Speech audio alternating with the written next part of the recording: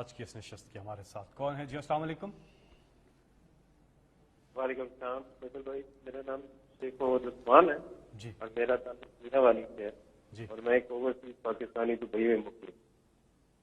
جی جی میرا کوشچن جو خان صاحب سے ہے وہ ریگارڈنگ اوورسیز پاکستانی ہونے کے ناطے سے ایک فلسطینین ایشو سے ہے کہ 7 مئی کو اسرائیلی فوج نے مسجد اقصی میں مسلمانوں کے اوپر اور فلسطینیوں کے اوپر حملہ کیا اور وہ جو کہ بہت ہی افسوسناک واقعہ تھا. اس کے اوپر ہم کب will take 1 step forward from the P Ms, کیونکہ وہ ہمارے پرائم منسٹر ہیں اور ٹرکل ڈاؤن افیکٹ ہوگا. ہم کب صرف برے کو برا کہنے سے ہی پہ ہی گزارا کریں اور اس سے 1 اسٹیپ فارورڈ ہوگی.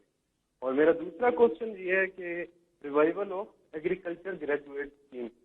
میں as an agrarian agriculture graduate آج سے قریباً 5 سے 7 سال پہلے ایک اسکیم اناؤنس ہوئی تھی فار ایگریکلچر گریجویٹ، جس میں 12.5 کلے اور 25 کلے زمین الاٹ کی گئی تھی ایگریکلچر گریجویٹ کو، جو کہ اسکیم نہیں چل سکی اور ختم ہو گئی. اگر ہم گرین ریوولوشن اور ریوائول آف ایگریکلچر لانا چاہتے ہیں as per the vision of Khan صاحب، تو اس اسکیم کا بہت ہیلپ فل ہوگا. اور ایک اور ریکویسٹ ہے کہ ایگریکلچرل پروفیشنل کو آپ منسٹر آف ایگریکلچر لگا کے دیکھیں. صحیح ہے جی، بہت بہت شکریہ. آخری سوال اس لیے میں اس کا بھی جواب دیتا ہوں. سب سے پہلے کہ جو فلسطینیوں پہ ظلم کیا ہے اسرائیل نے، اور وہ بھی اس رات پہ 27ویں رات میں اور مسجد الاقصی میں، میں نے تو اس کی مذمت کی ہے، لیکن میں نے شاہ محمود قریشی کو اپنے فارن منسٹر کو کہا ہے کہ وہ ترکی کے فارن منسٹر سے بھی امیجیٹلی بات کریں، سعودی عربیہ کے فارن منسٹر سے بات کریں. میں نے پرنس محمد بن سلطان سے خود ہم نے جو باتیں کی تھی اسلاموفوبیا کے اوپر، کہ جس طرح اسلام کے خلاف آپ جو اوورسیز پاکستانیز ہیں وہ زیادہ جانتے ہیں کہ یہ پورا ایک اوورسیز پاکستانیز کے خلاف پاکستانی یعنی مسلمانوں کے خلاف یہ جو کیمپین چل رہی ہے اسلاموفوبیا کی، اس پہ بھی ہم نے اکٹھی بات کی کہ ہمیں ایک سب کو مل کے اس کا مقابلہ کرنا چاہیے. ایک ملک کچھ نہیں کر سکتا، ہم ایک جو بھی کریں گے نا وہ ایک ملک کو اہمیت نہیں دیتے، لیکن اگر ہم مسلمان ملک مل کے کریں گے اس کا زیادہ امپیکٹ پڑے گا. وہی ہم کوشش کر رہے ہیں کہ یہ جو اسرائیل نے ظلم کیا فلسطینیوں پہ، پہلے تو اس کے اوپر کریں اور پھر اوور آل اسلاموفوبیا کو لیں. ایگریکلچر کی بات کی آپ نے، سب سے زیادہ پوٹینشیل پاکستان کا ایگریکلچر میں. ہم اب ایگریکلچر کے اندر جو اپنی زرعی اصلاحات ہیں، میں آپ سب کو بتانا چاہتا ہوں کہ ہم نے اس کے اوپر زبردست کام کیا. ہم اب آپ کے سامنے ہر 2 ہفتے کے بعد ایک نئی اصلاحات لے کے آئیں گے. ایک تو کسان کارڈ ہے جو کہ ایک چھوٹے کسان کی مدد کرے گا. دیکھیں ہمارا تقریباً 65% جو کسان ہے نا، اس کی 5 ایکڑ سے کم زمین ہے، اور چائنا نے غربت کم کرنے کے لیے اس چھوٹے کسانوں کو ان کی مدد کی تھی. یہ خود نہیں کچھ کر سکیں گے، ان کے پاس پیسے نہیں ہیں، کیپٹل نہیں ہے. ایک تو کسان کارڈ ہم لے کے آئے ان کے لیے.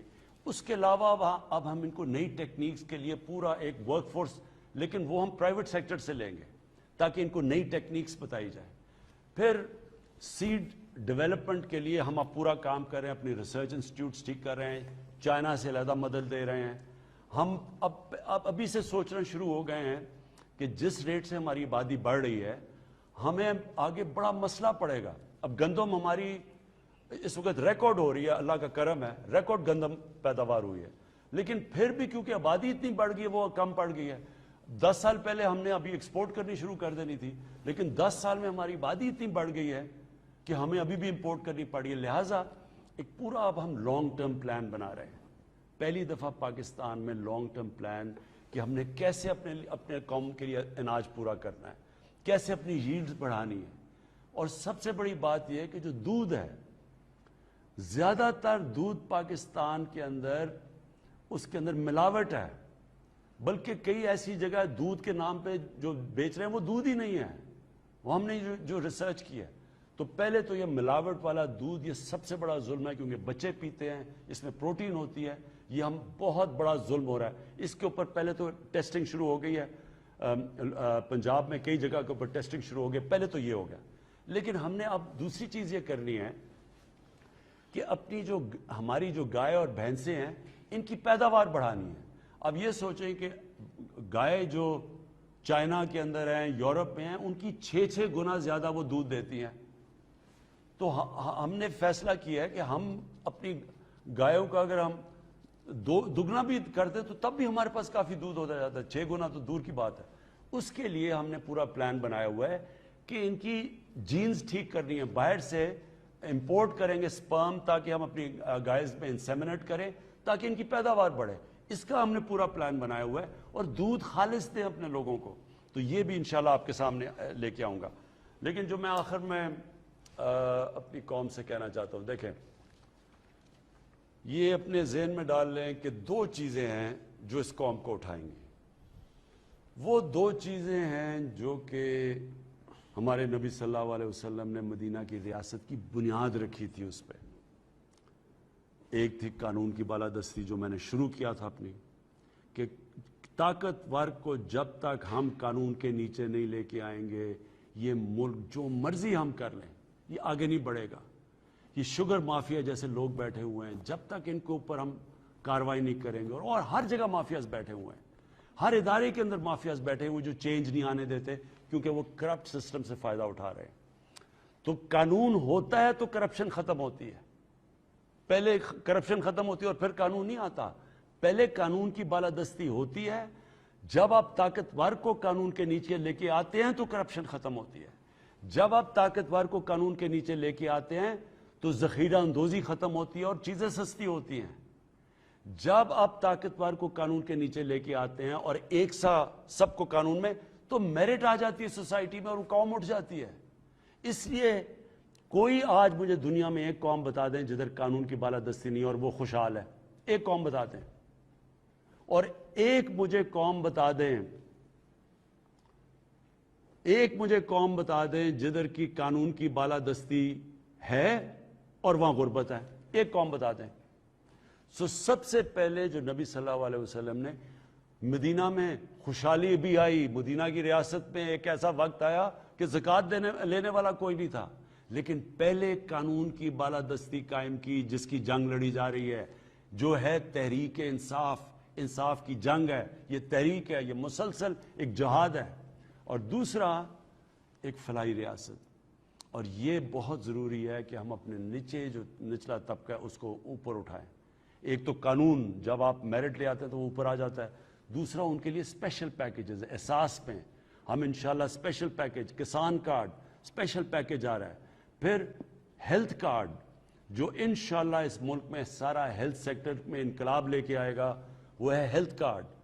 ہر گھرانے، ہر غریب گھرانے کے اوپر پنجاب میں سال کے اینڈ میں، پختونخوا میں آ چکا ہے، ہر گھرانے کے پاس اب ہیلتھ انشورنس ہے، تاکہ ان کو فکر نہ ہو کہ اگر گھر میں کوئی بیماری ہوتی ہے اور پیسے نہیں ہیں وہ اپنا علاج کروا سکے. اس سے سارے پرائیویٹ سیکٹر آئے گا. ہمارے غریب علاقوں کے اندر اب پرائیویٹ سیکٹر ہسپتال بنائے گا. ہم پرائیویٹ سیکٹر کی مدد کریں گے. ایک پورا ہاسپٹل کا جال بچ جائے گا. آپ دیکھتے رہیں گے کہ ہیلتھ کارڈ کی وجہ سے ایک صحت کا انقلاب آئے گا. اور یہ سب سے زیادہ ضروری ہے کہ ہم لوگوں کی مدد کریں. اور اس کے بعد انشاءاللہ جو ہمارے بڑے بڑے پروجیکٹس ہیں، 2 ڈیمز بنا رہے ہیں ہم. 50 سال کے بعد پاکستان میں ڈیمز بن رہی ہیں. 2 شہر بنا رہے ہیں. لاہور کے اندر ایک راوی سٹی جس سے ایک پورا تبدیلی آئے گی، نوکریاں ملیں گی، خوشحالی آئے گی، گروتھ ریٹ بڑھے گی. اور پھر ایک سینٹرل ڈسٹرکٹ جو ہم والٹن کے اوپر انشاءاللہ اس سے ڈائریکٹلی 1300 ارب روپے کا اس سے پیسہ جنریٹ ہوگا اور اوپر جا کے 6000 ارب روپے ہوگا. تو یہ جو ہمارے فیوچر کے بھی پلانز بنے ہوئے ہیں ملک کو اٹھانے کے لیے. اور ابھی جو ہم کوشش کر رہے ہیں کہ انشاءاللہ اس بجٹ تک پورا زور لگائیں کہ ہم اپنی قیمتیں کنٹرول کریں اور کسی طرح اپنی اکانومی کو گروتھ کریں، جس کی وجہ سے ایک نیا فائنانس منسٹر میں لے کے آؤں. ابھی میں آپ سب کو ختم کرنے سے پہلے پھر سے تاکید کرتا ہوں کہ احتیاط کریں پوری طرح. اپنے یہ جو ماسک ہے یہ ہر جگہ پہن کے پھریں. اس سے ہم کنٹرول کر لیں گے کرونا کو. اور تیسرا جو ہمارے اوپر آیا ہوا ہے اور جو ہندوستان میں عذاب ہے. اور پھر سب کو عید مبارک. لیکن اپنی عید آپ نے مختلف عید گزارنی ہے. یہ اس بار یہ پہن کے عید گزاریں تاکہ مجھے پتہ ہے یہ مشکل ہے لیکن اپنے ملک کو قوم کو بچانے کے لیے بہت ضروری ہے. پاکستان پائندہ باد. بہت سے لوگ کوشش کرتے رہے کہ ان کی کال ملیں. ہمیں اندازہ ہے کہ بہت سے کالرز کی کال نہیں مل سکی لیکن آئندہ آنے والی نشست میں آپ کو ضرور موقع ملے گا. اور جس طرح سے پرائم منسٹر نے بھی پروگرام کے بیچ میں آپ سے کہا تھا کہ آپ ان کے پورٹل کا بھی استعمال کر سکتے ہیں, تو پرائم منسٹر کا جو پورٹل ہے وہ آپ اپنے ایپ سٹور پہ جا کر کے ڈاؤن لوڈ کر سکتے ہیں. اور ساتھ ہی میں ایک ٹیلی فون نمبر آپ نوٹ کر لیجئے جو ہیلپ لائن ہے جس پہ آپ اپنی شکایات جو ہیں وہ درج کر سکتے ہیں. 051-900-111 یہ اس پورٹل کا نمبر ہے. اس کے علاوہ نادرا کے کسی بھی اپنے قریبی دفتر میں جا کر بھی آپ, انہوں نے یہ سسٹم بھی بنا دیا ہے کہ وہاں پر بھی آپ جا کے اپنی جو ہے شکایت درج کر سکتے ہیں. جن لوگوں کی کال نہیں ملی ان سے چوتھی نشست میں ایک بار پھر دوبارہ ملاقات ہوگی. اب آپ سے ملاقات ہوگی عید کے بعد. ہم اس پروگرام کا چوتھا ایپیسوڈ لے کر کے آپ کی خدمت میں حاضر ہوں گے. اپنا خیال رکھیے گا. عید کی خوشی اپنوں کے ساتھ منائیے, گھر رہیے, محفوظ رہیے. اللہ نے